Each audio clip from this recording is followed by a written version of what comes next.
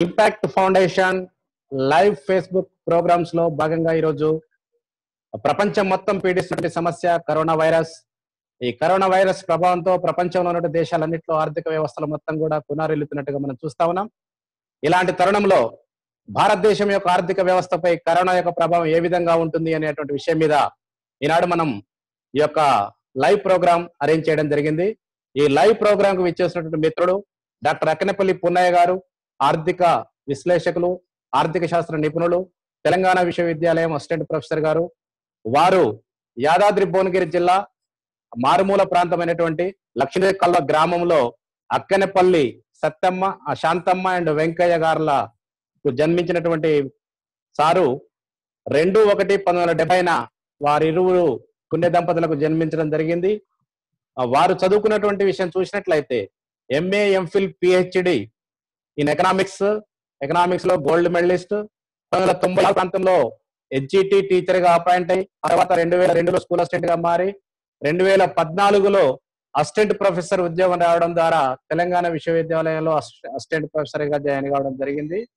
దాదాపు 54 వ్యాసాలను ఇప్పటి వరకు జాతీయ అంతర్జాతీయ పత్రికల్లో రాయడం జరిగింది. ప్రధానంగా వీక్షణం మ్యాగజైన్ కి ఎడిటోరియల్ మెంబర్ గా ఉంటారు. అదే విధంగా ఇప్పటి వరకు డాక్టర్ పున్నయ్య గారు 6 పుస్తకాలను రాయడం జరిగింది.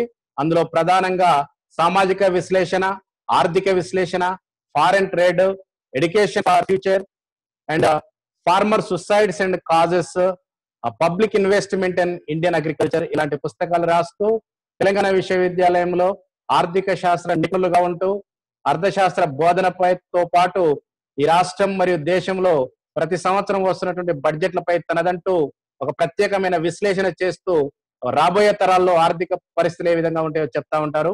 వారు ఈ రోజు మనకి ఇంపాక్ట్ ఫౌండేషన్ కి గెస్ట్ గా రావడం మనం అదృష్టంగా భావిద్దాం. కరోనా తర్వాత మనం అందరం భయపడుతున్నటువంటి పరిస్థితులు చూసినట్లయితే ఎవరి ఉద్యోగాలు ఉంటాయి, ఏ రంగం పైన ఎలాంటి ప్రభావం ఉంటుంది అనేటువంటి విషయాల మీద పున్నయ్య గారు తన విశ్లేషణాత్మక, పరిశోధనాత్మక విషయాల ద్వారా మనకు వివరాలు చెబుతారు. So impact foundation is welcoming to doctor Akkinepalli Punnayya గారు. ప్రజలందరినీ చైతన్యపరుస్తూ కరోనాపై ఒకవైపు అవగాహన పెంచుతూ ఈ యొక్క కార్యక్రమాన్ని మహాయజ్ఞం లాగా ఇంపాక్ట్ ఫౌండేషన్ అధినేత గంప నాగేశ్వరరావు గారికి, ఈ కార్యక్రమంలో భాగస్వామ్యం చేసిన మిత్రులు ప్రభుత్వ గెజిటెడ్ ప్రధాన ఉపాధ్యాయులు దామెర శ్రీనివాస్ గారికి, ఈ కార్యక్రమం ద్వారా వీక్షిస్తున్న అందరికీ మొదటిగా నా యొక్క హృదయపూర్వక నమస్కారాలు. సార్ వినిపిస్తుందా సార్? పర్ఫెక్ట్ సార్, మీరు కంటిన్యూ చేయండి. రైట్.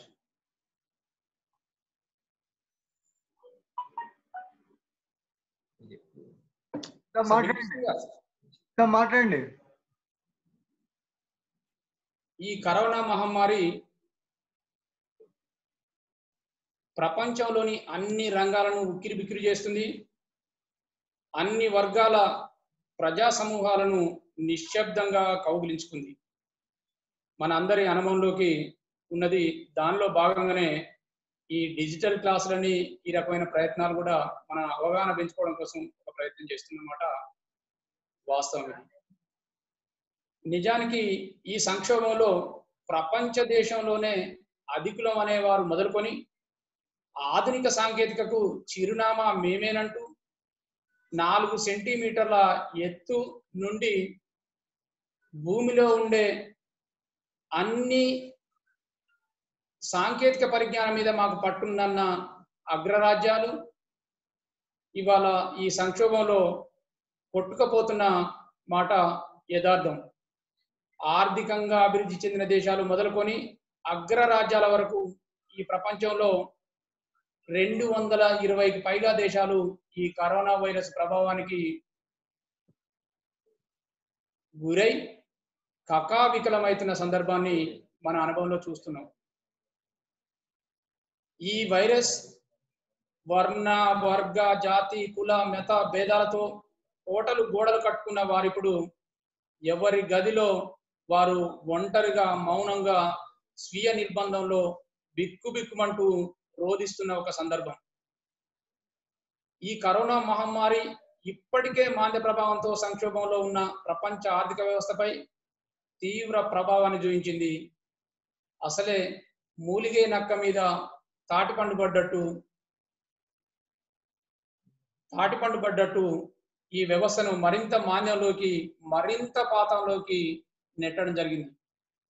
ఈ వ్యాధి ప్రపంచ దేశాలన్నింటిలో ప్రబలడం మూలన ఒక దేశం నుండి మరొక దేశానికి ముడి పదార్థాలు సరఫరా చేసుకోలేని నిస్సహాయత స్థితిలో ఉండడం వల్ల ప్రపంచ ఆర్థిక వ్యవస్థ మొత్తంగా కుప్పగూలిపోయిన మాట మన అనుభవంలోకి కనిపిస్తుంది. స్థూలంగా ఈ పరిణామ క్రమంలో ప్రపంచ ఉత్పత్తి భారీగా తగ్గింది. ప్రపంచ ఆర్థిక వ్యవస్థకు ఈ కుదింపుకు మన అందరి అనుభవంలో చాలా హృదయ విదారకమైన జీవితాలను అనుభవిస్తున్న పరిస్థితి మన ముందు కనపడుతుంది. భారత ఆర్థిక వ్యవస్థపై ఈ అనుసంధానంలో ఈ ప్రపంచంలో వచ్చిన ఈ మార్పు వల్ల భారత ఆర్థిక వ్యవస్థపై కరోనా ప్రభావం చాలా స్పష్టంగా కనపడుతుంది.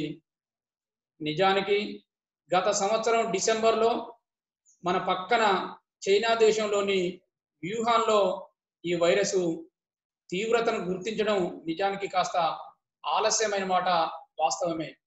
అయినప్పటికీ ఈ వైరస్ సృష్టిలోని అతి సూక్ష్మజీవి ఈ వైరస్. ఈ సూక్ష్మజీవి బ్యాక్టీరియా ద్వారా శరీరంలోకి వెళ్ళిపోయే అనుభవాలు కనపడుతున్నాయి. ఈ మహోత్తరమైన ఈ అంటువ్యాధి గురించి చైనా గుర్తించినప్పటికీ, ఈ చైనా ప్రపంచ ఆరోగ్య సంస్థకు తెలియజేసినప్పటికీ, ప్రపంచ ఆరోగ్య సంస్థ వెంటనే పరిశీలించి కోవిడ్-19 అని పేరు ఇవ్వడం జరిగింది. వాస్తవానికి ఇదంతా ఒక అంశం అయితే, చైనాలో గుర్తించినప్పుడు లీ ఎలియాంగ్ అనే యువ డాక్టరు ఈ వైరస్ సంబంధించిన తీవ్రతను గుర్తించి చైనా ప్రభుత్వానికి చెప్పినప్పుడు చైనా వాళ్ళు అంత తీవ్రంగా తీసుకోవడంలో కాస్త విఫలమైన మాట వాస్తవమే. అయినప్పటికీ ఈ తీవ్రతను కొద్ది రోజుల్లో వ్యాప్తి అయిన క్రమంలోనే చైనా డాక్టరు అనూహ్యంగా ఆ కరోనా వైరస్ బారిన పడడం, మరణించడం ఒక విషాదం కాగా, చైనా ప్రభుత్వం తన తప్పును తెలుసుకొని డాక్టర్ మరణానికి తామే కారణమంటూ సంతాపాన్ని, క్షమాపణలు కూడా తెలియజేసిన ఒక అనుభవాన్ని ఇవాళ ప్రపంచం ముందు కనపడుతుంది. నిజానికి ఆశ్చర్యం ఏమిటంటే ఇతను మరణించిన తర్వాత ప్రపంచ దేశాల్లో విపరీతమైన చర్చ ప్రారంభమైంది. ఇక భారత ఆర్థిక రంగంలోకి, భారతదేశంలోకి ఎట్లా ఈ వ్యాధి, ఈ వైరస్ ప్రభావాత్మకంగా వచ్చిందనడానికి జనవరి 12న మొదటి పాజిటివ్ కేసు కేరళ జరిగింది. కేరళ పర్యాటక రంగంలో, అంతర్జాతీయ విమాన రంగంలో ముందున్న క్రమంలో ఈ కేరళ నుండి వేరే దేశం నుండి వచ్చిన ఈ వైరస్ కేరళలో మొదటి కేసు నమోదు కావడం జరిగింది. మొదటి కేసు నమోదైన క్రమంలో కేరళ ప్రభుత్వం గుర్తించి చాలా కట్టుదిట్టమైన చర్యల కోసం తమ దీర్ఘకాలిక ప్రణాళికలను ముందుంచుకొని ముందుకు పోతున్న క్రమంలోనే కేంద్ర ప్రభుత్వంతో కూడా మాట్లాడడం జరిగింది. దురదృష్టం కొద్దీ కేంద్ర ప్రభుత్వం ఫిబ్రవరి, మార్చి వరకు కూడా దాని కాన్సన్ట్రేషన్లోకి వెళ్లకుండా అగ్రరాజ్యాధినేత డొనాల్డ్ ట్రంప్ గారి పర్యటన మీద కేంద్రీకరించడం, ఆ ట్రంప్ పర్యటనను ఎట్లా విజయవంతం చేయాలనే ప్రయత్నంలో అగ్రరాజ్యానికి సంబంధించిన మర్యాదలు ఎట్లా ఉండాలి, వాళ్ళతో ఎట్లా మసులుకోవాలనే ఒక పరిస్థితికి ప్రధాని మొదలుకొని ప్రజలు మొత్తాన్ని కూడా సమాయత్తం చేయడం వల్ల ఈ కరోనా మీద కాస్త కాన్సన్ట్రేషన్ అనేది ప్రభుత్వం తగ్గియడం, ఆ క్రమంలో ప్రతిపక్షాలతో పాటు నిపుణులు, శాస్త్రవేత్తలు కూడా ఈ ప్రభావం చాలా తీవ్రంగా ఉండబోతుంది, దీనిని పసిగట్టాల్సిన అవసరం, దీని మీద ఫోకస్ చేయాల్సిన అవసరం ఉందని ప్రభుత్వానికి చెప్పినప్పటికీ ప్రభుత్వము దాన్ని అంత సీరియస్ గా తీసుకోకుండా పార్లమెంటులో చర్చల సందర్భంగా కూడా ప్రతిపక్షం చాలా స్పష్టంగా చెప్పింది, ఈ కరోనా మహమ్మారిని మనం ఎప్పుడైతే ప్రపంచానికి ఒక అనుభవంగా నిలబడ్డాయి, ప్రపంచం నుండి చాలా పాఠాలు బయటకు వస్తున్నాయి, భారతదేశం చాలా విశాలమైన భారతదేశం, ఆరోగ్య రంగంగా చాలా బలహీనంగా ఉన్నది, వసతులలో చాలా వెనుకబడ్డము, చాలా పేద దేశం, కాబట్టి చాలా జాగ్రత్తగా ఉండాలని హెచ్చరికలు శాస్త్రవేత్తలతో పాటు ప్రతిపక్షాలు నిపుణులు అందించిన క్రమంలో ఆందోళన పడొద్దనే విషయాన్ని ప్రధాని గారు చెప్పడం జరిగింది. బహుశా నేను అనుకుంటా ఈ ఆందోళన ప్రధానమంత్రి గారికి మార్చి 20 నుండి ప్రారంభమైంది. అగ్రరాజ్యంతో పాటు ఇటలీ, స్పానిష్, ఫ్రాన్స్ ఇట్లా ఒకటేంటి అన్ని దేశాలలో వైరస్ వ్యాప్తి ప్రారంభమైంది. ఆ క్రమంలో మార్చి 22 నాడు ప్రధానమంత్రి మోడీ సందేశం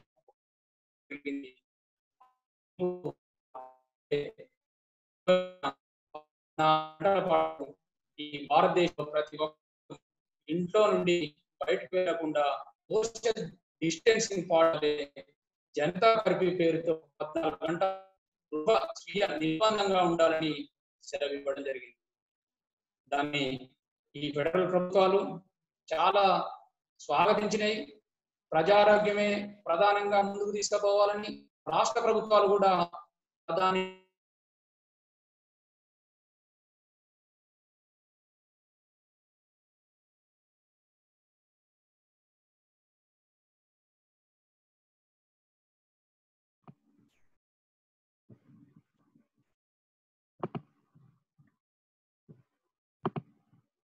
సో పుల్ల గారి నెట్వర్క్ పోయిందండి. ఉన్న జనతా కర్ఫ్యూతో 14 గంటల బంద్ పాటించిన యావత్ భారతదేశానికి ఒక గొప్ప సందేశాన్ని తీసుకోవడం జరిగింది. ఆ సందేశం ఏంటంటే, కరోనా వ్యాప్తిని నిర్మూలించాలంటే సోషల్ డిస్టెన్సింగే చాలా ప్రధానం. ఈ పేద అధిక జనాభా ఉన్న ఈ భారతదేశానికి అదొక్కటే మార్గంగా అందరినీ గుర్తించే విధంగా మోడీ గారి సందేశం కూడా ప్రజల్ని చైతన్యపరచడంలో కొంత ముందుకొచ్చిన మాట వాస్తవమే. దాన్ని స్వాగతించాల్సిన అవసరం ఉంది. ఆ మేరకు రాష్ట్ర ప్రభుత్వాలు కూడా సంపూర్ణమైన సహకరించినాయి. ఒక్కరోజు తేడాతోని మార్చి 24న మళ్ళీ మోడీ గారు మళ్ళీ ఒక నిర్ణయం తీసుకుంటూ, ఆ నిర్ణయము మార్చి 25 నుండి ఏప్రిల్ 14 వరకు 21 రోజులుగా లాక్డౌన్ ప్రకటించడం జరిగింది. నిజానికి ఈ లాక్డౌన్ ను ఆశ్చర్యకరంగా సామాజిక ఆర్థిక సైంటిస్టులు కూడా మాట్లాడింది. నిజానికి జనవరి 12లో కేరళలో మొదటి వైరస్ ఆవిష్కరణ జరిగితే ఫిబ్రవరి మార్చి 2వ వారం వరకు చాలా నింపాదిగా ఉన్న ప్రభుత్వం ఇవాళ అకస్మాత్తుగా ఈ నిర్ణయం తీసుకోవడాన్ని ఈ నిపుణులందరినీ మొత్తం విస్మయానికి గురి చేసిన మాట వాస్తవం. ఈ ఈ ఈ 21 రోజుల లాక్డౌన్ ను మొత్తానికి భారతదేశ ఆర్థిక వ్యవస్థ తీవ్రమైన ఒత్తిడికి లోనైన మాట వాస్తవమే. నిజానికి మనం ఫీల్ అయ్యేది ఏంటంటే, ఈ ప్రమాదాన్ని పసిగట్టి, ఈ ప్రమాదాన్ని దీర్ఘదృష్టితో ఆలోచించి, ఈ ప్రమాదాన్ని చాలా దగ్గరగా అంచనా వేసి ఉన్నట్లయితే అంతర్జాతీయ విమానాలను, అంతర్జాతీయ నుండి వచ్చే నౌకాయానాన్ని బంద్ చేసి, ఒకవేళ అది కూడా వీలు కాని పక్షంలో ఏకాఏకి నిర్ణయాలైన అంతర్జాతీయ ఒప్పందాలకు విరుద్ధంగా ఉన్న క్రమంలో అంతర్జాతీయ ప్రయాణికులందరినీ కూడా క్వారంటైన్ పేరుతో ఐసోలేషన్ లో ఉండి ఉన్నట్లయితే ఈ కరోనా అక్కడి అనేది ప్రాణం వ్యాప్తి జరగకుండా, ప్రాణం పోసుకోకుండా ఉరిటిలోనే మనకు దెబ్బ కొట్టే అవకాశం ఉంది. అది ఈ ప్రభుత్వం ఎందుకు, ఎలా, ఇంటెలిజెన్స్ వ్యవస్థ ఏం చేసింది అనేది ఒక్కసారిగా భారతదేశ ప్రజానీకం మొత్తంగా నివ్వెరపోయిన సందర్భం కనపడుతుంది. ఈ హఠాత్ పరిణామం చాలా బాధాకరంగా లక్షలాది మంది వలస, పేదలు, ఉపాధులు, వృత్తులు పనులు వదులుకొని పట్టణ వాసాలు వదులుకొని పాదచారులై తమ ఇండ్లకు వెళ్ళడం జరిగింది. తమ ఇండ్లకు వెళ్తున్న క్రమంలో హృదయ విదారకమైన సంఘటనలు. చాలా సంటి పిల్లలు వేసుకొని చిన్న చిన్న మూటలను, చిన్న చిన్న బ్యాగులు, చిన్న చిన్న లగేజ్లు, ఎలాంటి ట్రాన్స్పోర్ట్ లేని క్రమంలో 100 కిలోమీటర్లు పాదచారులై నడిచిపోతున్న క్రమాన్ని మనం ఎలక్ట్రానిక్ అండ్ ప్రింట్ మీడియా చూపించిన ఒక సందర్భం మన అందరి కళ్ళలో నేటికి కూడా మెదులుతున్న సందర్భం. అదొక అంశంగా మాట్లాడితే నిజానికి దాన్ని ప్రజావాదులు, ఆర్థికవేత్తలు, సామాజికవేత్తలు కూడా తీవ్రంగా అక్కడనే ఒక ఇబ్బందికరమైన అభిప్రాయాన్ని వ్యక్తం చేసిరు. ఆ ఇబ్బందికరమైన అభిప్రాయం ఏంటంటే మార్చి 22 వరకు, అంటే సరాసరి ఒక 60 రోజుల కాలంలో భారతదేశంలో ఈ వైరస్ ప్రభావం కనపడుతుంది.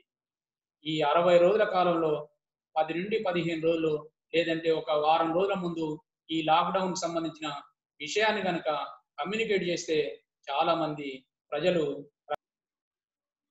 నెట్ పోయింది సార్. Okay, right sir. ఈ కరోనా దెబ్బకి బయట ఆహారం తినేవారు లేని కారణంగా 90% పైగా రెస్టారెంట్ మొత్తం కూడా మూతపడ్డాయి. రెస్టారెంట్లో పనిచేసే మాస్టర్స్ కావచ్చు, వెయిటర్స్ కావచ్చు, గుడ్లు, చికెన్, కూరగాయలు సర్వ్ చేసే వారందరూ కూడా జాబ్ లాస్ కావడంతో మొత్తం కూడా వాళ్ళు ఉపాధి కోల్పోవడం జరిగింది. దాంతో పాటు స్ట్రీట్ వెండర్స్, లక్షలాది మంది స్ట్రీట్ వెండర్స్, చిన్న చిన్న టిఫిన్ సెంటర్ నడిపే లక్షలాది మంది కూడా ఉపాధి కోల్పోయిన సందర్భం ఈ లాక్డౌన్ ప్రభావం కనిపిస్తుంది. ప్రభుత్వాలకు ప్రధాన ఆదాయ వనరుగా మారిన రియల్ ఎస్టేట్ రంగం తీవ్ర ఒత్తిడికి లోనై దీంట్లో పనిచేస్తున్న సుమారు 4,40,00,000 మందికి ఉపాధి ప్రణాళికంగా మాట్లాడారు. నిజానికి అసలే మాంద్య పరిస్థితిలో ఉన్న భారత ఆటోమొబైల్ రంగం లేఅవుట్లు ప్రకటిస్తున్న క్రమంలో మార్చి వరకు ధరలు తక్కువ చేసి కార్లు కానీ మోటార్ సైకిల్స్ కానీ అమ్ముకునే ఒక ప్రయత్నం చేస్తున్న క్రమంలో ఇవాళ ఈ లాక్డౌన్ దెబ్బకు మొత్తంగా అవి మూతపడడంతో సుమారు 10 లక్షల మంది ఉపాధి కోల్పోయిన పరిస్థితి కనపడుతుంది. భారతదేశంలోనే అత్యంత ప్రాచీనమైన పరిశ్రమ వస్త్ర పరిశ్రమ. ఈ వస్త్ర పరిశ్రమ ఈ లాక్డౌన్ తో మూతపడడం వల్ల వస్త్ర పరిశ్రమలో పనిచేసే 13 కోట్ల మంది తమ యొక్క జీతాలు కోల్పోయిన సందర్భం కనపడుతుంది. ఇక్కడ ఒకటి అర్థం చేసుకోవాల్సిన విషయం ఏంటంటే ఈ 13 కోట్ల మంది ఈ వస్త్ర పరిశ్రమలో పనిచేసే వాళ్ళు 70 నుండి 80% మంది మహిళలే ఉన్నారు. ఈ మహిళలందరూ కూడా ఉపాధి కోల్పోయిన పరిస్థితి కనపడుతుంది. జ్యువెలరీ షాపులు బంద్ ఉండడం వల్ల దానికి అనుబంధంగా పనిచేసే డైమండ్, సిల్వర్, గోల్డ్ వర్కర్స్ ఉపాధి గల్లంతైంది. అనేక సర్వీసుల తయారీ, గృహ నిర్మాణ రంగంలో పనిచేసే వాళ్ళు కూడా రోడ్డున పడడం, గృహ నిర్మాణాలు లేదు, డెవలపర్స్ మొత్తం కూడా కన్స్ట్రక్షన్ ఫీల్డ్కు దూరమైనారు. ఈ క్రమంలో మొత్తం ఆర్థిక వ్యవస్థ చిన్న భిన్నమైన ఒక పరిస్థితి కనపడ్డది. ఈ క్రమంలో అంతర్జాతీయ అభివృద్ధిని అంచనా వేసే సంస్థలు, వృద్ధి రేట్లను మెజర్ చేసే బ్రోకరేజ్ సంస్థలు ఆర్థిక వ్యవస్థను అంచనా వేయడం జరిగింది. నిజానికి 2020-21లో భారత ప్రభుత్వం బడ్జెట్ ప్రవేశపెడుతున్న క్రమంలో చాలా గొప్పగా గంభీరంగా 5 ట్రిలియన్ల ఆర్థిక వ్యవస్థను సాధించడం కోసం ఒక ప్రయత్నం చాలా సీరియస్గా చేస్తున్నాం. దానికోసం ఒక 30 లక్షల కోట్ల బడ్జెట్ ప్రవేశపెట్టడం జరిగింది. ఈ 30 లక్షల కోట్ల బడ్జెట్తో ఆర్థిక వృద్ధిని 7 నుండి 8% ప్రభుత్వం ఆ లక్ష్యాన్ని ఏర్పరచుకుంది. ఆ లక్ష్యాన్ని ఏర్పరచుకొని ఆ లక్ష్యం మేరకు చాలా వేగంగా అభివృద్ధి చేసుకోవాలనే ఆశలో భారత ప్రభుత్వం ఉంటే, నిజానికి అప్పుడున్న 7 నుండి 8% వృద్ధి రేట్ అనేది సాధ్యం కాదని ప్రముఖ బ్రోకరేజ్ సంస్థలు పిచ్ రేటింగ్స్ వాళ్ళు, ఇండియా రేటింగ్స్ వాళ్ళు, మూడీస్ వాళ్ళు, గోల్డ్మెన్ స్టాచ్ వాళ్ళు, స్టాండర్డ్స్ అండ్ పూర్స్ వాళ్ళు కూడా అంచనా వేసి భారత ప్రభుత్వం 5% కంటే వృద్ధి రేటు సాధించడం అసంభవం అని ఆ రోజే హెచ్చరికలు గురి చేసింది. ఇది ఒక క్రమంగా ఉంటే లాక్డౌన్ ప్రారంభమైనప్పటి నుండి లాక్డౌన్ కంటిన్యూ అవుతున్న క్రమం నుండి నిన్నటి వరకు ఈ రోజు వరకు ఈ అంతర్జాతీయ బ్రోకరేజ్ సంస్థలు అంచనా వేసింది 2% కావచ్చు, 2 కంటే తక్కువ శాతం కావచ్చు, 1% కావచ్చు, అభివృద్ధి అంటే జీడిపి వృద్ధి రేటు ఉంటుందనే పరిస్థితికి అంచనాలు రావడం జరిగింది. ఈ క్రమంలో 5 ట్రిలియన్ల ఆర్థిక వ్యవస్థ ఏమో కానీ భారత ఆర్థిక వ్యవస్థను కనీసంగా నడిపించడం అనేది భారతదేశ ప్రభుత్వానికి ఆర్థికవేత్తలకు చాలా ఒక ప్రమాదకరంగా మారిపోయింది.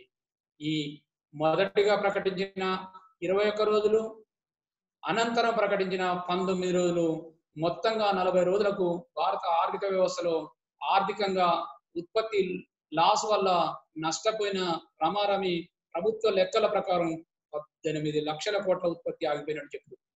నిజానికి 18 లక్షలు కాదు, ఏ 40 లక్షల కోట్లు ఉండే పరిస్థితి ఉన్నది. కానీ ప్రభుత్వ లెక్కల ప్రకారం కూడా 18 లక్షల కోట్లు అంటుంది. 18 అయినా కూడా చాలా వ్యయానికి సంబంధించింది, చాలా ఖర్చుతో కూడుకున్న పరిస్థితి. దీనికి ప్రభుత్వాలు చాలా సీరియస్ గా ఆలోచించాల్సిన అవసరం ఉంది. ఆ క్రమంలో ప్రజల నుండి వ్యతిరేకత వచ్చే భయానికి లోనై 24వ తారీఖు నాడు మొదటి లాక్డౌన్ ప్రకటించి 25 నాడు ఉద్దీపనల పేరుతో కేంద్ర ప్రభుత్వం ముందుకొచ్చింది. 1,70,000 కోట్లను ఉద్దీపన ప్రకటించింది. భారతదేశానికి 1,70,000 కోట్ల ఉద్దీపనలు ప్రకటిస్తూ ప్రజల ప్రాణాల కంటే ఈ విలువైన ఈ ప్రపంచంలో ఏమీ లేవు. భారతదేశం గొప్ప మానవతా విలువలను పెంచి పోషించే దేశము కావున ప్రజల ప్రాణాలను కాపాడుకోవడం కోసం చాలా సీరియస్ గా ప్రయత్నం చేస్తున్నాం. దానికోసం ఎంతైనా కేటాయిస్తామని ముందుకొచ్చిన మాటలు మాత్రం కనపడేవి. ఈ మాటల వెనుక అర్థమైంది ఏంటంటే, మీలాంటి వాళ్ళకు, మనలాంటి వాళ్ళకు, నిపుణులకు, సాధారణంగా అర్థశాస్త్ర పరిజ్ఞానం ఉన్న వాళ్ళకు క్యాలిక్యులేట్ చేసి చూస్తే ఇది జీడిపిలో కేవలం 0.8% మాత్రమే. ఈ జీడిపిలో కేవలం 0.8% ఇంత పెద్ద జనాభా ఉన్న 130 కోట్ల మందికి ఎంత మేరకు పంచుదో ఒకసారి ఆలోచించాలి. దాదాపు నేను అనుకుంటా 80 నుండి 100 కోట్ల మందికి ఈ ఈ ఉద్దీపనలు అందాల్సిన అవసరం ఉన్నది. వ్యాపారమే ముఖ్యం, మాకు వ్యాపారం కంటే మరేది ముఖ్యం కాదు, ప్రజల ప్రాణాల కంటే వ్యాపార అభివృద్ధి ముఖ్యమన్న లక్ష్యంగా పనిచేసే అమెరికా కూడా 10% జీడిపిలో $2 ట్రిలియన్ ఉద్దీపన ప్రకటించింది. మనము 2 ట్రిలియన్లు అంటే మన ఎక్కడ ఉందో, మన పర్సెంటేజ్ ఎక్కడ ఉందో అర్థం చేసుకోవచ్చు. సరే, ఎకానమీ తగ్గట్టన్న పర్సెంటేజ్ ఏమన్నా ఉద్దీపన ప్రకటించిందంటే కేవలం 0.5% ప్రకటించడం చాలా శోచనీయం. బ్రిటన్లో అయితే ఇంకా ఒక అడుగు ముందుకేసి జీడిపిలో 17% ఉద్దీపన ప్రకటించింది. అమెరికా 10%, బ్రిటన్ 17% ప్రకటించింది. భారతదేశంలో మాత్రం కేవలం 0.8% ప్రకటించడం అనేది చాలా బాధాకరమైన విషయము. దీన్ని అట్లనే ఈ ఈ ఈ ఉద్దీపన అనే దాన్ని మనం కరెక్ట్ కాదు అని జాన్ డ్రిజ్ నాయకత్వంలో ప్రొఫెసర్ జాన్ డ్రిజ్, రాంచీ విశ్వవిద్యాలయంలో ప్రొఫెసర్గా ఉన్న జాన్ డ్రిజ్ గారు 1.70 లక్షల కోట్లు అనేది ఈ ఉద్దీపనలు ఇంత పెద్ద విశాల భారతదేశానికి ఏమాత్రం సమంజసంగా ఉండవు, సరిపోవని 635 మంది ప్రపంచ ప్రఖ్యాతి చెందిన ఆర్థికవేత్తల అభిప్రాయాలను కూడగట్టుకొని ఒక ప్రధానమంత్రికి ఒక లేఖ రాసి ఇప్పుడున్న ఈ విషమ పరిస్థితులను అధిరోహించాలంటే, ఓవర్కమ్ కావాలంటే, దాటవేయాలంటే కనీసం 20 లక్షల ప్యాకేజీని ప్రభుత్వం వెంటనే ప్రకటించాలని డిమాండ్ చేయడం జరిగింది. ఒక అప్పీల్ కూడా చేయడం జరిగింది. దాంట్లో అంటే మనకు వనరులు ఎక్కడి, మనకు వసతులు ఎక్కడి, ఇంత పెద్ద మొత్తాన్ని మనం అందగా ప్రకటించడానికి సాధ్యమైద్దా అనే ఒక పరిస్థితి కనపడదు. నిజానికి 2 ట్రిలియన్ల ఆర్థిక వ్యవస్థ, దాదాపు 203 లక్షల కోట్ల ఆర్థిక వ్యవస్థ. దీంట్లో ఆయన జాన్ డ్రిజ్ గారు చూసిందంటే 20 లక్షల కోట్లు అంటే 10% మాత్రమే. ఈ 10% ఎట్లా మీట్ కావాలి అనే ఒక సంశయంగా ఉన్న క్రమంలో ఒక మాట చెప్పడం జరిగింది. 2014 నుండి చమురు ధరలు అంతర్జాతీయ మార్కెట్లో చాలా పడిపోవడం జరిగింది. $105 ఒక బ్యారెల్ చమురు వస్తే ఇప్పుడు $75 చమురు బ్యారెల్ భారతదేశానికి అందుతుంది. కానీ 2014 నుండి నేటి వరకు కూడా చమురు ఉత్పత్తులకు ధరలు మాత్రం భారతదేశంలో కనీసం ₹1 కూడా తగిన ఆధారాలు లేవు.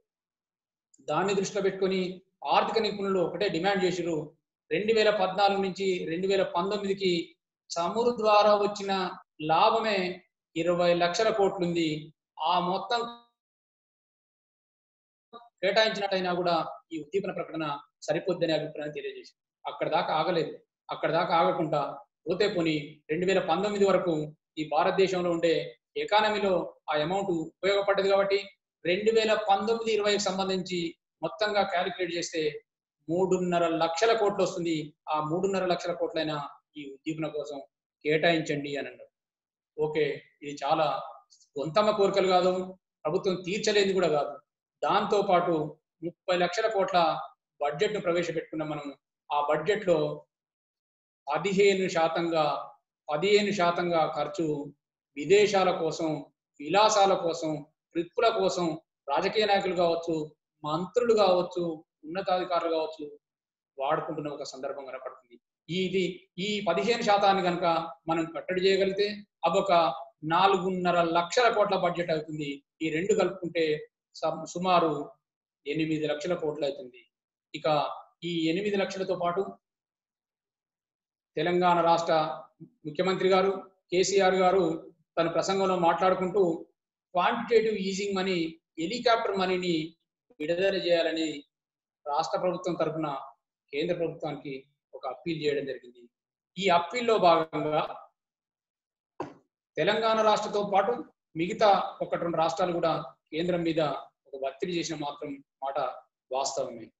దీని ప్రకారం ఏంటంటే, మనం 30 లక్షల కోట్ల బడ్జెట్ ప్రవేశపెట్టుకున్నప్పుడు ద్రవ్యలోటు 5.5 ద్రవ్యలోటు చూపించడం. ఈ గణాంకాల్లోకి వెళ్తే నిపుణులుగా, ఆర్థికవేత్తలుగా, విషయ నిపుణులుగా, లేదంటే కాస్త గమనిస్తే మనందరికి అర్థమైంది ద్రవ్యలోటు 5.5%. 5.5% ద్రవ్యలోటు చూపించిన క్రమంలో ఈ గణాంకాలని చెప్పడం కాస్త విసుగు అనిపిస్తుంది. కానీ దీనిలోకి వెళ్తే ఈ 5.5 అని అంటే ఈ 5.5% వరకు కరెన్సీని ముద్రించుకునే అవకాశం ఆర్బీఐకి భారత ప్రభుత్వం ఇచ్చినట్టు. ఇప్పుడు ఈ మాంద్య పరిస్థితులలో, ఈ ప్రతికూల పరిస్థితులలో ఈ 5.5ను రెట్టింపు చేసినా కూడా నష్టమేం కాదు. ఈ మాంద్య పరిస్థితి కాకుండా ద్రవ్యలోటును పెంచుకున్నట్లయితే విపరీతంగా ద్రవ్యోల్బణం వచ్చే పరిస్థితి కనపడుతుంది. కావున ఈ మాంద్య పరిస్థితుల్లో ద్రవ్యోల్బణానికి అవకాశం లేదు. ఎందుకంటే ప్రజల దగ్గర డబ్బులు లేవు కాబట్టి వస్తువులకు డిమాండ్ లేదు. వస్తువులకు డిమాండ్ కావాలంటే ప్రజల దగ్గరికి డబ్బులు వెళ్ళాలి. డబ్బులు వెళ్ళే క్రమం ఈ క్వాంటిటేటివ్ ఈజింగ్ మనీ అనేది ఉపయోగపడుతుంది. ఈ క్వాంటిటేటివ్ ఈజింగ్ మనీ అనే దానికి ప్రాధాన్యత ఇవ్వాలని అందరూ ఆర్థిక నిపుణులతో సహా రాజకీయ ప్రముఖులు కూడా ప్రభుత్వాన్ని కోరడం జరిగింది. నిజానికి హెలికాప్టర్ మనీ అనగానే కట్టల రూపాయలు హెలికాప్టర్ నుంచి వదులుతారు. అవి పేద ప్రజలు కావచ్చు, డబ్బులు అక్కడ ఉన్న ప్రతి ఒక్కరు తీసుకుంటారు అనేది ఒక భ్రమ కల్పించినట్టు వార్తాపత్రికలలో జరిగింది. క్వాంటిటేటివ్ ఈజింగ్ మనీ అన్నా, హెలికాప్టర్ మనీ అన్నా కూడా కాస్త దగ్గర సంబంధం ఉంటాయి.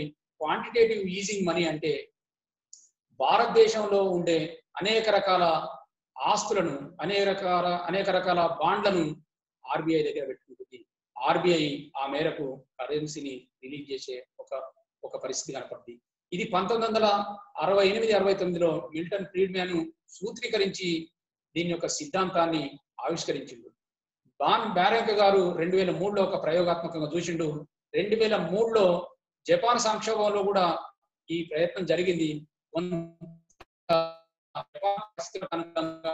ఈ క్వాంటిటేటివ్ ఈజీ ద్వారా కొంత ఆర్థిక పరిస్థితి స్థిరత్వంలోకి వచ్చిన మాట వాస్తవమే. కానీ భారతదేశ పరిస్థితులకు అనుగుణంగా చాలా స్పష్టంగా చాలా మందికి అనుమానాలు ఉంటాయి. ఏమనుమానాలంటే భారతదేశంలో ఈ పరిస్థితుల్లో రిజర్వ్ బ్యాంకు కరెన్సీని ముద్రించవచ్చుగా అని. కరెన్సీ ముద్రించడం అంటే ఆషామాషి వ్యవహారం కాదు. దానికి బాసల్ నిబంధనలు ఉంటాయి, ఎఫ్ఆర్బి యాక్ట్ ఉంటుంది. దాంతో పాటు కరెన్సీని ఇష్టం వచ్చినట్టు కనుక ముద్రించే అవకాశం కనుక ఉంటే మొత్తం కూడా ప్రపంచంలో ఏ దేశంకు ఆ దేశమే కరెన్సీని ముద్రించుకునే ఒక పరిస్థితి ఉండదా అని సాధారణమైన వ్యక్తులుగా ఆలోచించాల్సిన అవసరం. ఇక్కడ మనం కరెన్సీని ముద్రించాలనుకుంటే 1000 కోట్లు ముద్రించాలనుకుంటే దాంట్లో కేవలం 6% మాత్రమే కరెన్సీ రూపంగా బయటకు వస్తుంది. మిగతాదంతా అకౌంట్ల నుంచి ట్రాన్స్ఫర్ అయ్యే పరిస్థితి ఉంటుంది. అంటే 1000 కోట్లలో 6% అంటే 60 లక్షల కోట్లు మాత్రమే, 60 కోట్లు మాత్రమే బయటకు వచ్చే ఒక పరిస్థితి కనపడుతుంది. ఈ 60 కోట్ల కోసం ఇంత యుద్ధం చేయాల్సిన పరిస్థితి ఉంటుంది. కాబట్టి ఈ ఆర్బీఐ ఇప్పటికైనా కొంత ప్రయత్నం చేస్తుంది. ఆ ప్రయత్నంలో భాగంగా ద్రవ్య లోటులో మనం చూపించిన 5.5% అనుగుణంగా దాన్ని రెట్టింపు చేసి 11% వరకు ద్రవ్య లోటును కనుక చేయడం వల్ల ఆర్థిక వ్యవస్థ కూడా ఎలాంటి నష్టం కూడా ఉండవనే పరిస్థితికి మనం ఆర్థిక నిపుణులు కూడా చెప్పడం జరిగింది. ఇప్పుడు భారతదేశం ఈ పునర్జీవనంగా ఆర్థిక వ్యవస్థను ముందుకు తీసుకుపోవడం ఏం చేయాలనేది పెద్ద సవాలుగా మారింది. ఇక్కడ వీక్షిస్తున్న వీక్షకులు కావచ్చు, మొత్తంగా ప్రపంచ దేశాలతో పాటు భారతదేశంతో పాటు అన్ని రాష్ట్రాల ప్రజలు కూడా ఆర్థిక వ్యవస్థ ఎట్లా కుదుటపడుతుంది, ఎట్లా పునర్జీవనానికి పోతుంది అనేది అందరుగా ఆలోచించే విధానం. నిజానికి ప్రాణాల గురించి ఒక అంశంగా ఆలోచిస్తున్నమాట వాస్తవమే. ప్రాణాల అనంతరం ప్రధానంగా ఆలోచించేది ఆర్థిక వ్యవస్థ ఎట్లా కుదుటపడుతుంది, తీసుకోవాల్సిన జాగ్రత్తలు ఏంటి అనేది చాలా స్పష్టంగా ప్రజలందరూ ఆలోచిస్తున్న మాట వాస్తవం. ఇది ఈ విపత్కర పరిస్థితిలో ఆర్థిక పునర్జీవనానికి డాక్టర్ అమర్త్య సేన్ ఆయన భారతదేశంలో భారతీయ సంతతి చెంది నోబెల్ అవార్డు గ్రహీత అభిజిత్ బెనర్జీ ఉన్నాడు. అభిజిత్ బెనర్జీతో పాటు ఎస్తర్ డప్లో గారు, రఘురామ్ రాజన్ గారు ప్రధానమంత్రి సలహాదారుగా పనిచేసిన గొప్ప అనుభవశాలు ఉన్నాడు. ప్రొఫెసర్ జాన్ రిజ్ గారు, షాజిద్ షీనోమ్ గారు, డాక్టర్ ఐజాక్ థామ్సన్ గారు, డాక్టర్ ఇమామ్స్ గారు, డాక్టర్ పనగారియా, అరవింద్ సుబ్రహ్మణ్యం లాంటి మహోన్నత తలబండిన ఆర్థిక నిపుణులు ఉన్నారు. ఆ ఆర్థిక నిపుణులతోని ప్రభుత్వం తప్పక చర్చించడం ఒకటే కాదు, చర్చించి వాళ్ళు ఇచ్చిన నివేదికను చిత్తశుద్ధితో కనుక అమలు చేసినట్లయితే తప్పక ఆర్థిక వ్యవస్థ కుదుటపడుతుంది. నేను ఎందుకు మీతో ఒక విశ్వాసంగా చెప్తున్నంటే, ఇట్లాంటి విపత్కర పరిస్థితులు భారతదేశానికి కానీ ప్రపంచానికి కానీ కొత్త ఏమి కాదు. ఇలాంటి విపత్కర పరిస్థితులలో వచ్చినప్పుడు నిన్న జేడి లక్ష్మీనారాయణ గారు చేసిర్రు, సంక్షోభ సమయంలో సంక్షేమం గురించి అనేకమైన పరిశోధనలు వస్తాయి, అనేకమైన పరిష్కారాలు కూడా వస్తాయన్నారు. ఇది యథార్థము. ఈ క్రమంగా ఆర్థిక నిపుణులు ఆర్థిక వ్యవస్థను ఎట్లా బయటకేయాలనే ఆలోచనలు చాలా సీరియస్ గా చేస్తున్న ఒక క్రమం కనబడుతుంది. అంటే ఏం చేయాలంటారంటే ఆర్థిక నిపుణులు ఆర్థిక వ్యవస్థను మెరుగుపరిచే సూచనలు ప్రభుత్వాలు చాలా తూచా తప్పకుండా ప్రకటించాలన్నారు. దానిలో భాగంగా ఆర్బీఐకి ఒక ప్రభుత్వం ఒక ఇన్స్ట్రక్షన్ ఇచ్చింది. రివర్స్ రెపో రేటు కూడా తగ్గియడం జరిగింది. రివర్స్ రెపో రేటు అంటే ఏంటంటే, బ్యాంకుల దగ్గర ఉండే మొత్తాలను రిజర్వ్ బ్యాంక్ దగ్గర పెడతారు. రిజర్వ్ బ్యాంక్ దగ్గర పెట్టినప్పుడు రిజర్వ్ బ్యాంక్ ఏం చేస్తుంటది అంటే అదనంగా బ్యాంకులకు ఇంట్రెస్ట్ ఇస్తుంటది. ఈ ఇంట్రెస్ట్ ఎక్కువగా ఆర్బీఐ ఇస్తుంది అని అంటే ఆర్బీఐ దగ్గర పెట్టడానికి అవకాశం ఉంటుంది. ఈ ఆర్బీఐ చాలా తెలివిగా ఇలాంటి విపత్కర పరిస్థితులలో ఆర్బీఐ ఏం చేసిందని అంటే, ఈ ఆర్బీఐ చాలా తెలివిగా రివర్స్ రెపో రేట్ను 4% ఉంటే ఒక 20.25% తగ్గించి 3.75% తీసుకొచ్చింది. ఎందుకంటే ఆర్బీఐ పెట్టడానికి ఇష్టపడరు. ఇన్ఫ్రాస్ట్రక్చర్ రూపంగా కావచ్చు, మరి ఏదైనా రుణాలు ఇవ్వడానికి బ్యాంకులు ముందుకు పోవాలనే ఉద్దేశంతో ఒక ప్రయత్నం జరుగుతుంది. కాబట్టి ఆ మేరకు ఆ ఆర్బీఐ ప్రయత్నం చేయాలని సూచించడం జరిగింది. నిజానికి ఇది గొప్ప పరిణామమే. నిజానికి ఆర్థిక వ్యవస్థ ఇప్పటికిప్పటికి పునర్జీవనం జరగాలంటే అంత ఈజీ అయినా కానే కాదు. మనం లాక్డౌన్ నుంచి బయటకు వచ్చి లాక్డౌన్ అనంతరం ఎట్లా జీవించాలనేది ఆలోచిస్తున్న క్రమంలో ఆర్థిక వ్యవస్థ కుదుటపడాలంటే కనీసం కొన్ని పరిశ్రమలు, కొన్ని కంపెనీలు, కొన్ని వ్యవస్థలో ఉండే వ్యవస్థలు 6 మాసాల వరకు రివైవ్ కావడానికి సమయం పడుతున్నది. ఈ రివైవ్ కావడానికి 6 మాసాల సమయాన్ని ఎట్లా ముందుకు తీసుకుపోయే ప్రయత్నం చేయాలంటే ప్రభుత్వం భరోసా ఇచ్చి ఆర్థికంగా ఆదుకోవాల్సిన అవసరం ఉంది. మధ్య సూక్ష్మ చిన్న పరిశ్రమలకు మొత్తం కూడా రుణాలు ఇవ్వాల్సిన అవసరం ఉన్నది. రుణాలు ఇచ్చిన క్రమంలో ఆర్థిక వ్యవస్థను ఎట్లా ముందుకు తీసుకుపోతారు అని అంటే మనం అనేది ఏంటంటే మిత్రులారా, మనం అనడంలో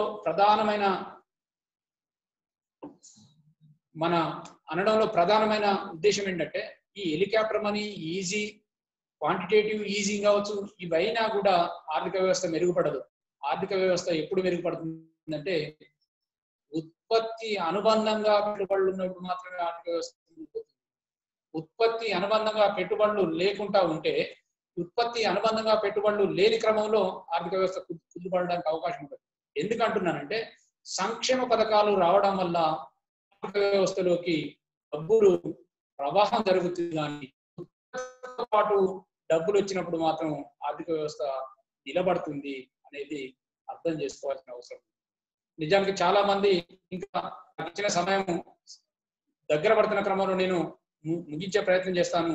చాలా మంది ఏమనుకుంటారంటే ఏ రంగం ఇన్ని రంగాలు కుదేలైనగా ఏ రంగం ఎట్లా ఉండబోతుంది, ఏ రంగంలో ఉద్యోగులు ఉండరా అని ఉద్యోగుల్ని తీసేస్తారా, లేదంటే ఉద్యోగులను తొలగిస్తారా, లే ఆఫ్ ప్రకటించిన ఆటోమొబైల్ రంగం తిరిగి పునరుద్ధరణ జరుగుతుందా, పర్యాటక రంగం మళ్ళీ కంటిన్యూ అవుతుందా, దాంతో పాటు హోటల్ రెస్టారెంట్లు కొనసాగుతాయా, వస్త్ర పరిశ్రమలు, జ్యువెలరీ పరిశ్రమలు ఇవన్నీ రివైవ్ అవుతాయా అని అంటే తప్పక రివైవ్ అయ్యే పరిస్థితి మన ముందు కనపడుతుంది. ఈ క్రమంలో మనం చేయాల్సిన ఒక్క పని ఏంటంటే చాలా చాలా వ్యక్తిగతంగా ఎవరికి వాళ్ళు నిబద్ధతగా, చాలా చైతన్యవంతంగా, ఎవరికి వాళ్ళు వ్యక్తిగతంగా చాలా శుభ్రత పాటిస్తూ, మాస్కులు ధరించుకుంటూ, స్వయ నియంత్రణలో ఉండుకుంటూ, సోషల్ డిస్టెన్స్ పెంచుకుంటూ వృత్తిలో పాల్గొనడమే ప్రధానంగా ఆలోచించిన అవసరం. ఎందుకు చెప్తున్నానంటే ఆర్థిక ఆరోగ్యాన్ని పనంగా పెట్టి మళ్ళీ చెప్తున్నా వినండి, ఆర్థిక ఆరోగ్యాన్ని పనంగా పెట్టి ప్రజారోగ్యాన్ని దీర్ఘకాలం కొనసాగించడం అని ఏ ప్రభుత్వానికి కూడా వీలైన విషయం కానే కాదు. ఆర్థిక ఆరోగ్యాన్ని పెంచుకుంటూ ప్రజా ఆరోగ్యాన్ని కాపాడుకోవాల్సిన బాధ్యత ఈ ప్రభుత్వాల మీద ఉన్నది. కాబట్టి మోడీ గారు 20వ తారీఖు నుండి లాక్డౌన్ అనేది కాస్త దశల వారీగా తొలగించుకోవాలి, దశల వారీగా కొన్ని సంస్థలు, కొన్ని పరిశ్రమలు పనిచేయాల్సిన అవసరం ఉందని చెప్పడం జరిగింది. కాబట్టి వ్యక్తిగత స్వీయ నిర్బంధంలో ఉండుకుంటూ, చాలా జాగ్రత్తలు పాటించుకుంటూ, శానిటైజర్లు వాడుకుంటూ మనం ఉత్పత్తిలో పాల్గొనాల్సిన అవసరం ఉంది. ఈ మేరకు తప్పక ప్రభుత్వాలు చైతన్యపరచాల్సిన అవసరం ఉంది. ఈ మేరకు కంపెనీలు, పరిశ్రమలు అవన్నీ కూడా చాలా సీరియస్ గా ఆలోచించి కంపెనీ ఆవాసం ఉండే ప్రాంతాలలో, అక్కడ మాల్స్లలో ప్రతి చోట ఈ శానిటైజర్స్, మాస్కులు, టిష్యూ పేపర్లు పెట్టాల్సిన అవసరం ఉన్నది. కువైట్ ఒక ఎగ్జాంపుల్ తీసుకుంటే, కువైట్ లో ఈ శానిటైజర్లు, మాస్కులు కరెంటు పోల్ దగ్గర ఉంటున్నాయి. చాలా జాగ్రత్తగా వాళ్ళు ప్రతి గంటకు ఒకసారి శానిటైజర్లు వాడుకుంటారు, టిష్యూ పేపర్లు ఉన్నాయి, టిష్యూ పేపర్లు వాడుకొని డస్ట్బిన్ లో వేసుకుంటారు. అక్కడ రివైవ్ కావడానికి చాలా అవకాశాలు కూడా మనకు కనపడుతున్న మాట వాస్తవం. ఈ అంశం ఒకటైతే, ఇంకొకటి చాలా ఇంపార్టెంట్ అంశం ఏంటంటే ఈ పరిస్థితిలో పేదలు, రోజువారీ కార్మికులు, వేతనం మీదే జీవించే కోట్ల మంది వాళ్ళ యొక్క బతుకులు చాలా నిర్వీర్యంగా అయ్యే పరిస్థితి. చిన్న చిన్న టిక్కీలలో ఒక్క గదిలో సోషల్ డిస్టెన్సింగ్ మెయింటైన్ చేయడం అనేది అసంభవంగా ఉన్న పరిస్థితి కనపడుతుంది. ఒక చిన్న ఇంట్లో, ఒక చిన్న రూమ్ లో, ఒక చిన్న టిక్కీలో 10-12 మంది ఎన్ని ఫీట్ల దూరంలో ఉంటారనేది ఇది భారత పేదరికాన్ని చాలా శోచనీయంగా చూసిన సందర్భం కనపడుతుంది.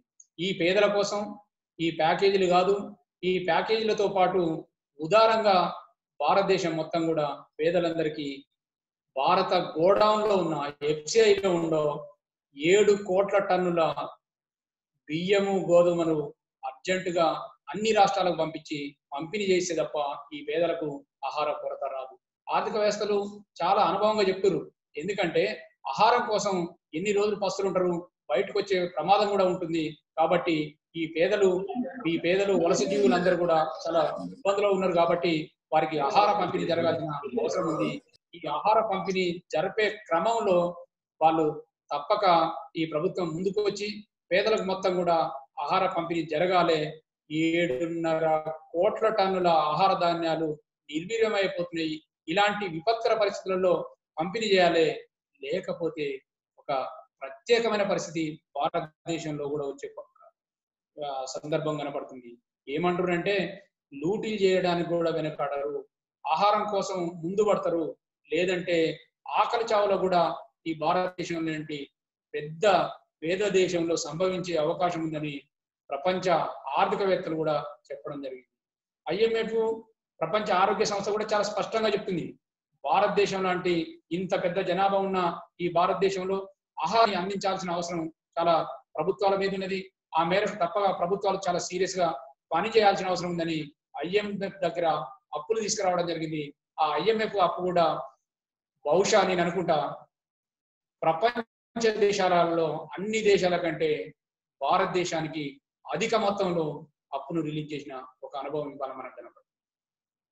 మిత్రులారా, ఈ విపత్కర పరిస్థితి నుండి ఆర్థిక వ్యవస్థను పునర్జీవింపజేయడానికి రకరకాల ప్రయోగాలు, రకరకాల పరికల్పనలు ఉన్నప్పటికీ ప్రభుత్వం యొక్క చిత్తశుద్ధి చాలా అవసరంగా ఉంటుంది.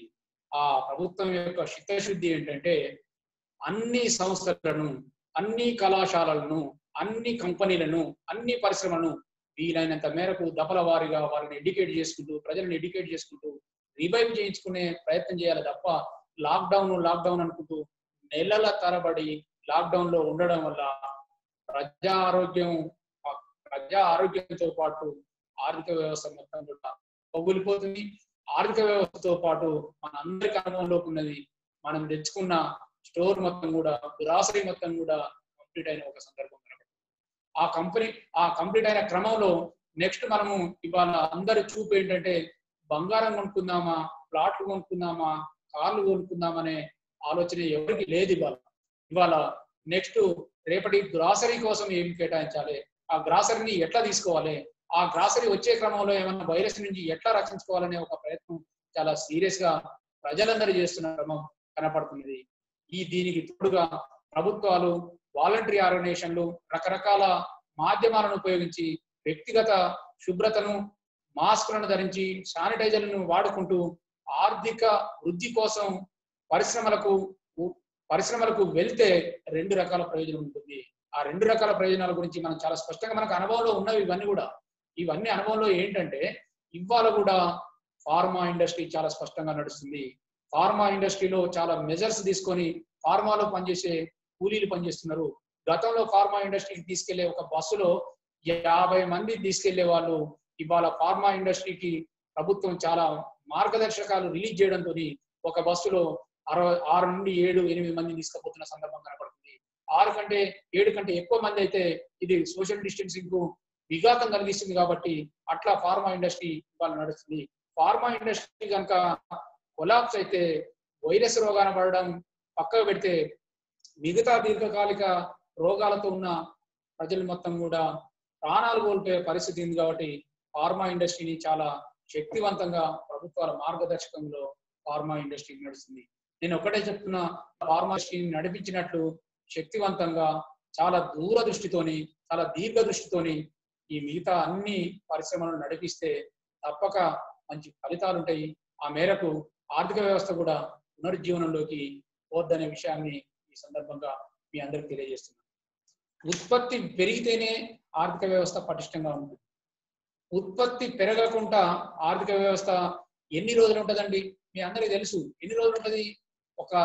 ఒక నానుడి ఏంటంటే కూర్చొని తింటే కోట్ల రూపాయలైనా కరిగిపోతాయి, గుట్టలైనా కరిగిపోయే పరిస్థితి కనపడుతుంది. కాబట్టి ఆ పరిస్థితి రాకుండా చూడాల్సిన అవసరం ఉన్నది. ఈ క్రమంలో మీరు అందరూ గుర్తుపెట్టుకోవాల్సింది ఏంటంటే ఏ పరిశ్రమకు, ఏ ఉపాధికి, ఉద్యోగానికి డోకా లేదనే విషయాలు అర్థం చేసుకోవచ్చు. కాకపోతే రివైవ్ అవుతున్న క్రమంలో అవన్నీ రివైవ్ అవుతాయి, ఉద్యోగాలు కూడా రివైవ్ అవుతాయి. ఇది 2020-21 కావచ్చు, 2022-23 కావచ్చు, 2024-25 ఆర్థిక సంవత్సరంలో తిరిగి పునర్జీవనంలోకి తప్పగా ఆర్థిక వ్యవస్థ కుదుట పడే అవకాశం ఉంటుంది.